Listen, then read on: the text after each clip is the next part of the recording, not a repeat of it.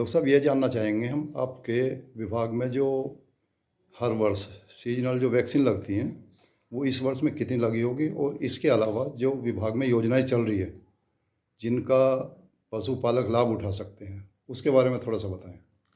हमारे यहाँ पे जो रूटीन में वैक्सीनेशन लगता है भारत सरकार की योजना के तहत, उसमें एफएमडी का टीकाकरण किया जाता है। एफएमडी यानी मुंह और खुर का जो बीमारी होती है पशुओं में, जिसकी वजह से हमारे जो डेयरी प्रोडक्ट हैं वो बाहर एक्सपोर्ट नहीं हो पाते, क्योंकि बाहर की कंट्रीज़ जो है एफएमडी अगर जो कंट्री ग्रस्त है वहाँ का प्रोडक्ट बाहर की कंट्रीज़ नहीं लेती। तो माननीय प्रधानमंत्री जी द्वारा जो ये योजना चलाई गई थी एफएमडी के टीकाकरण की, तो उसके तहत इस बार ये जिला हरिद्वार के अंदर 2,21,610 टीकाकरण किया गया। इसके अलावा जो बहुत कुछ अच्छी योजनाएं हैं सरकार द्वारा जो चलाई जा रही हैं, भारत सरकार द्वारा भी, उसमें राज्य सरकार के अंदर सेक्स सॉर्टेड सीमेन, जिसे बछिया वाला बीज भी बोलते हैं, स्थानीय भाषा में बछिया वाला बीज बोला जाता है। तो मेरा सभी पशुपालकों से एक अपील और अनुरोध रहेगा कि कृपया अपने पशुओं को सेक्स सॉर्टेड सीमेन यानी बछिया वाला बीज ही लगवाएं, ताकि बछड़ा होने के चांसेस उसमें कम होते हैं और 95% तक उसके अंदर बछिया ही होगी। तो एक ये अच्छी योजना है। और दूसरा जो है यहाँ पर किसान क्रेडिट कार्ड की एक योजना है भारत सरकार की, और ये बहुत अच्छी योजना है। जैसे अभी एक जोत के ऊपर 20,000 रुपये करीब किसान क्रेडिट कार्ड बन रहा है कृषि का, लेकिन अगर कोई छोटी जोत का आदमी है और उसे ज़्यादा पैसे की ज़रूरत है, तो अगर वो पशु पालता है तो वो अपना किसान क्रेडिट कार्ड पशुपालन के लिए भी बनवा सकता है, जिसके लिए अधिकतम 4 पशुओं के लिए 1,60,000 रुपये अनुमन्य है। दूसरी चीज़, किसान क्रेडिट कार्ड कोई लोन नहीं है। किसान क्रेडिट कार्ड का मतलब है कि जैसे हम क्रेडिट कार्ड यूज़ करते हैं, हमें ज़रूरत पड़ी तो हमने पैसे निकाल लिए, नहीं तो वापस जमा कर दिए। बहुत ही नॉमिनल ब्याज है इस पर, बहुत ज़्यादा ब्याज नहीं है। तो ये एक पशुपालक के लिए बहुत अच्छी योजना हो सकती है। तीसरी चीज़ है पशुधन बीमा योजना। पशुधन बीमा योजना का इस बार आपने जैसे देखा हुआ कि लंपी स्किन डिजीज़ का अच्छा प्रकोप रहा है, यहाँ पर बहुत ज़्यादा प्रकोप रहा है हरिद्वार के अंदर, और कुछ कैजुअलिटीज़ भी हुई पशुओं की।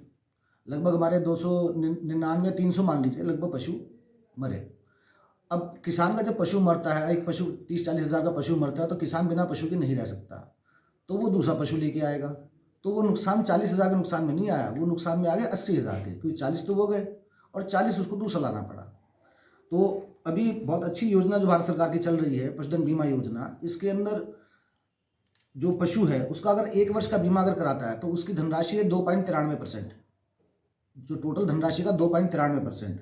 और उसके अंदर भी जो नॉर्मल जनरल कैटेगरी के लोगों को 50% देना है। यानी अगर हम 10,000 रुपये का पशु मान के चले तो 293 रुपया उसकी किस्त बनती है, यानी अप्रॉक्सीमेट 300 रुपया। तो 150 रुपये के अंदर उसका जो है बीमा हो जाएगा। और वहीं अगर बीपीएल वाले या एससी या एसटी कैंडिडेट हैं तो उसको खाली सिर्फ 30% पैसा ही देना है, यानी 90 रुपया ही देना उसे। तो 10,000 का पशु उसका 90 रुपये में बीमित हो जाएगा। ये एक एग्जाम्पल था। ऐसे ही 10,000 से 20,000, 30,000, 40,000 और मैक्सिमम 60,000 तक वो अपना इंश्योरेंस करा सकता है। और इसी के अंदर 3 वर्ष के लिए अगर वो कराता है तो 7.42% है, यानी 10,000 का अगर पशु है तो 742 रुपया उसकी किस्त बैठती है।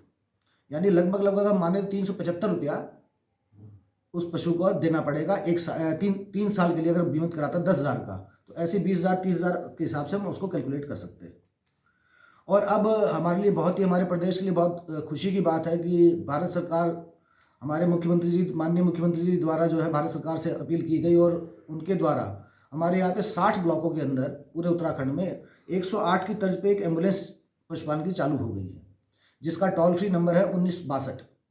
1962 पे आप कॉल करेंगे तो आपको तुरंत उसकी सेवा एम्बुलेंस की दी जाएगी।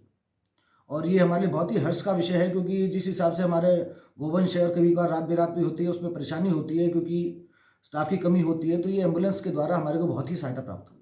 ये डॉक्टर साहब हरिद्वार के लिए कितने मिले हैं? हमारे को हरिद्वार के लिए 5 एम्बुलेंस मिली हैं। 6 ब्लॉक है हमारे यहाँ पे, और लक्सर और खानपुर को कंबाइन करके 1 मिली है, बाकी हर ब्लॉक पे 1।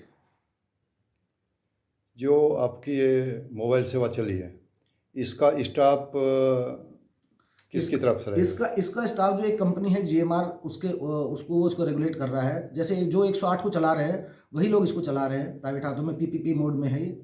और उनका स्टाफ उनका अलग है, उनका डॉक्टर, एक ड्राइवर है उसमें, एक पैरावेट जिसे बोलते हैं, पैरावेट कम हेल्पर, और तीसरा डॉक्टर है। तो ये लोग जो है जैसे ही उनके पास कॉल आती है 1962 पे आप कॉल करेंगे तो वो कॉल उनके पास आएगी, जीपीएस सिस्टम इनेबल्ड है। उनके बाद जैसे ही कॉल आएगी वो अपनी कॉल पे निकल जाएंगे और उस कॉल का और उसकी समस्या को सुलझा करके तब वापस आएंगे।